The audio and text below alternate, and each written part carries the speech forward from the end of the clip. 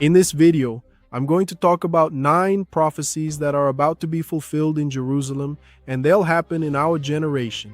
And these prophecies were written by 4 different people, by Daniel, Zechariah, Paul, and the Apostle John. These men lived at different times and never met, but what they wrote fits together perfectly. And look, I want to make one thing very clear to you all, okay? None of these prophecies have been fulfilled yet, but each one of them is paving the way for what comes next. And look, once one starts to be fulfilled, a domino effect will happen. When the first prophecy is fulfilled, the second follows right after, and so on, until all 9 prophecies are fulfilled. So if I were you, I wouldn't miss this video for anything. Seriously, the 9th prophecy changes everything. So now, what are we going to do? We're going to go through each one, explaining in order how they will be fulfilled. And in the end, you'll see something very clearly. Everything happening in the world today is pointing to the fulfillment of these prophecies. So we're going to start with prophecy number 1. This one is the confirmation of the covenant with many. None of these other prophecies will be fulfilled unless this first prophecy is fulfilled first. So let's see how this prophecy unfolds. In Daniel chapter 9, the angel Gabriel showed Daniel a timeline given by God.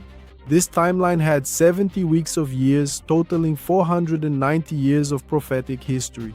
The first 69 weeks were fulfilled with great precision. They ended exactly when the Messiah arrived, but the last week, the 70th, hasn't happened yet. The prophetic clock stopped. Daniel chapter 9 verse 27 explains how this clock starts ticking again. It says, "A ruler will make a covenant with many for 1 week, which means for 7 years. This leader is identified in the Bible as the Antichrist. He won't appear as someone evil at first. He will seem like the greatest peace leader the world has ever seen." The book of Revelation in chapter 6 describes him riding a white horse. He appears with a bow, but without arrows. This shows that he conquers without war, using words and agreements. And this covenant will give Israel something that no previous peace agreement has managed to give. Well, as we have seen, the way the first prophecy works is quite important, and it really paves the way for the second, which is the rebuilding of the temple in Jerusalem. Daniel chapter 9 verse 27 says that in the middle of the week sacrifices will stop, but you can't stop what hasn't started. For sacrifices to stop, they must first exist again, and for that, there must be a temple. Jesus spoke about this in Matthew chapter 24 verse 15. He mentioned the abomination of desolation in the holy place. This shows that a temple would be in operation. The Apostle John also spoke of this. In Revelation chapter 11, he was ordered to measure the temple of God. This happened many years after the second temple had been destroyed. In other words, John was speaking of a temple that was yet to be built. Today, in Jerusalem, the Temple Institute has already prepared many things. More than 70 sacred objects are already ready. The high priest's garments have already been made. The altar of sacrifice is already prepared. The temple blueprints already exist. The priests are already being trained. Everything is ready. Only the right political condition is missing, which will be brought by the first prophecy. From here on, things are going to get even more interesting. So I ask you to click the like button if you haven't already. Well, first we start with the prophecy of the confirmation of a covenant with many. This covenant will allow the reconstruction of the temple, and now things start to get complicated. Because the third prophecy speaks of the abomination of desolation. Let's see how that's going to work. For 3.5 years, this covenant remains in effect. The temple is functioning, sacrifices are taking place. Israel is experiencing a time of religious restoration like it hasn't had since King Solomon. But exactly halfway through the 7 years, everything changes, everything collapses. Paul explains this in 2 Thessalonians chapter 2 verse 4. He says that this leader will enter the temple of God. He will sit there and say that he is God, the Antichrist, stopping all worship of the true God. He sets up an image of himself and demands that all people worship him. Jesus warned his disciples about this moment. He said that when this happened, they should flee immediately. Jesus said not to go back, not even to get things from home. This shows that what comes next will be very serious. We've reached the 4th prophecy. I ask you to subscribe to the channel if you're enjoying it, if you're not already subscribed. This is very important so you don't miss the next video. So we start like this: a covenant with many. This covenant allows the reconstruction of the temple. Then with the reconstruction of the temple, the abomination of desolation arises, and it doesn't operate alone. This abomination of desolation is the Antichrist, who will sit on the throne of God and say that he is God.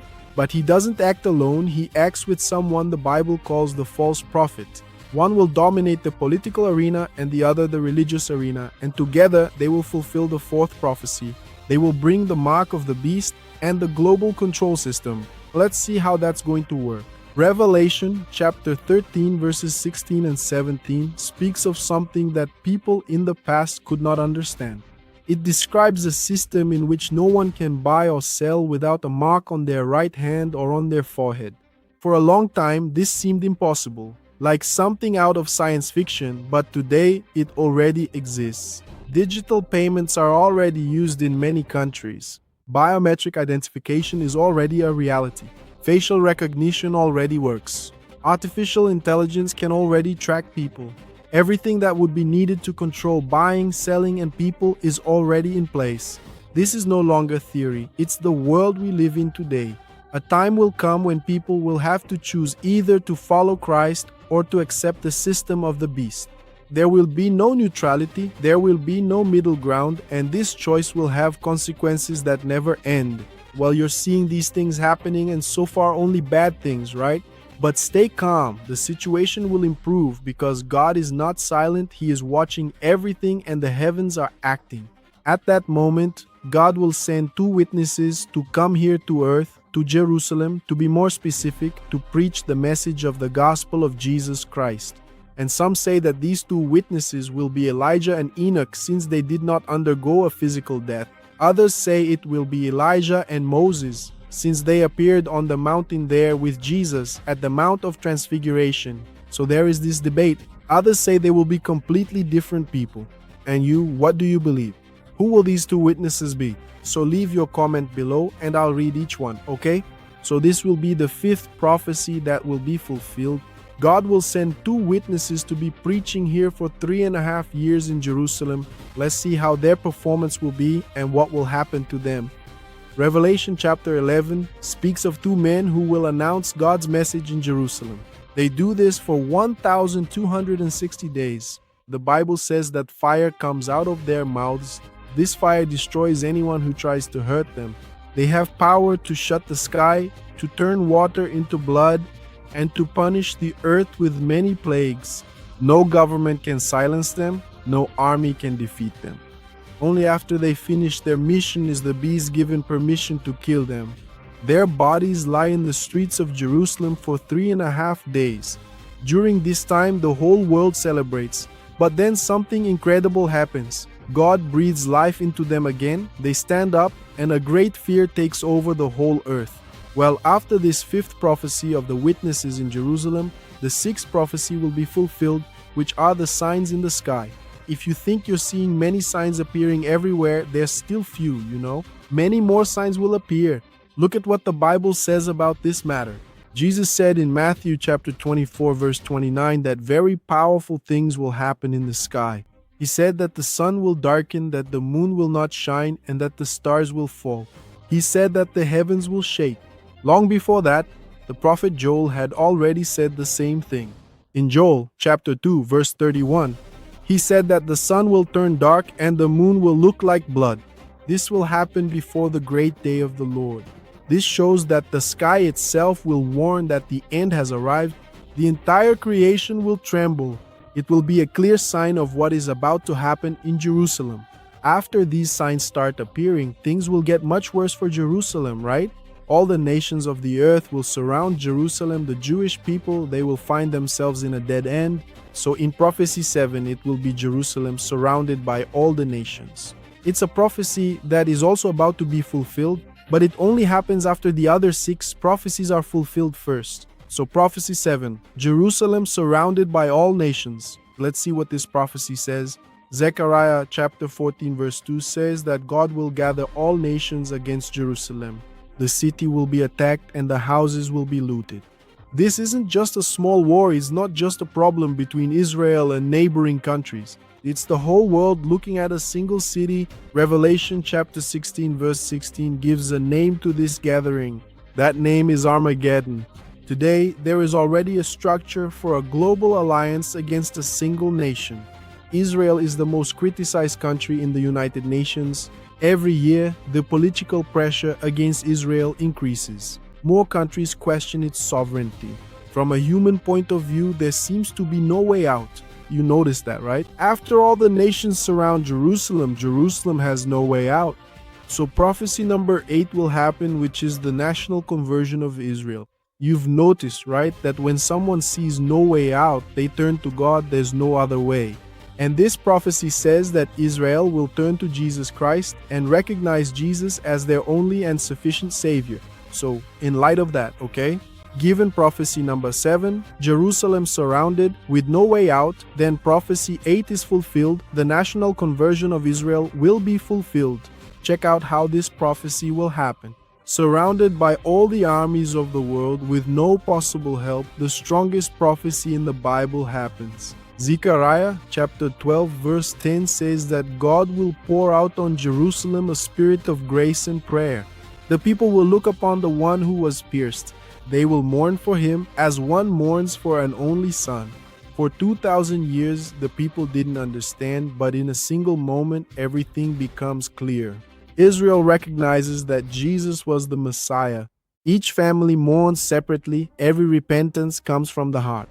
Paul confirmed this in Romans chapter 11 verse 26. He said that all Israel will be saved, and it is this sincere weeping, this true repentance that brings the Messiah back. So this last prophecy we just saw, prophecy number 8, which is the national conversion of Israel, it will lead to the 9th prophecy. And what will that 9th prophecy be? Which is the visible return of Jesus Christ to Jerusalem.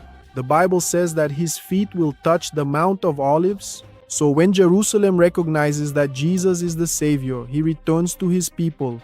Let's see what this prophecy says. Follow along. Zechariah chapter 14 verses 3 and 4 says that on that day Jesus' feet will touch the Mount of Olives. This mountain will split in half from east to west. It's the same mountain from which Jesus ascended to heaven. It's the same Jesus who will return. It will be a real and visible return, but this time he doesn't return as a baby in a manger. Revelation chapter 19 describes Jesus as a powerful king. His eyes are like fire. On his head he has many crowns. He wears a robe stained with blood, and it is written, King of Kings and Lord of Lords. The Antichrist is captured, the false prophet is thrown with him into the lake of fire, and this era comes to an end. Well, don't leave the video now, okay? Let's recap everything we've learned so far so we can memorize it. We've seen 9 prophecies here, each one connected to the next. First, we started with the covenant with many, which allows the temple to be built. And with the temple's construction, it allows for desecration. So the desecration, it brings the global control system, and the global control system brings the testimonies. And then the heavens announce the judgment, and the siege of Israel begins. And this siege will be taken to the extreme limit. And this extreme limit generates repentance in Israel, and this repentance brings the King of Kings back. Did you like this analysis? Well, there are many more videos like this here on my channel. I want to make it very clear that there are various theological lines that think completely differently. That's all fine, okay? We're not here to debate that, but it's also interesting for you to leave your opinion down here in the comments. And I want you to do something, okay? If you've watched this far, you're going to comment like this: The Lord is my shepherd, and I shall not want. I also ask that you subscribe to the channel and keep the notification bell active so you don't miss the video I'll post here tomorrow, okay?